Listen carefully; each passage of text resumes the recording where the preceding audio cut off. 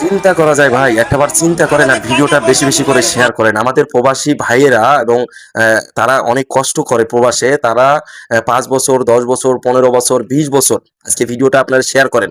তারা প্রবাস থেকে যখন তাদের বাড়িতে আসে, বাড়িতে আসার আগেই তারা অনেক বড় ক্ষতিগ্রস্তর মধ্যে পড়ে যায়।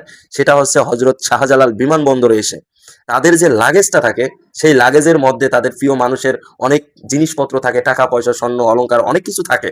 কিন্তু যখন বিমানবন্দরে আসে, তখনই তাদের ব্যাগ থেকে অনেক কিছু মালামাল কিন্তু চুরি হয়ে যায় ভাই।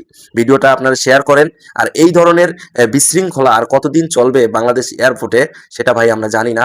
তবে প্রবাসীদের রেমিটেন্সে কিন্তু বাংলাদেশ চলে আমরা যতটুকু জানি। কিন্তু তারপরেও আজকে আমরা দেখতেছি এই যে প্রবাসী ভাইয়েরা এত কষ্ট করতেছে, এত কষ্ট করতেছে।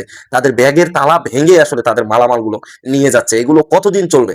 আপনারা ভিডিওটা শেয়ার করেন সবাই।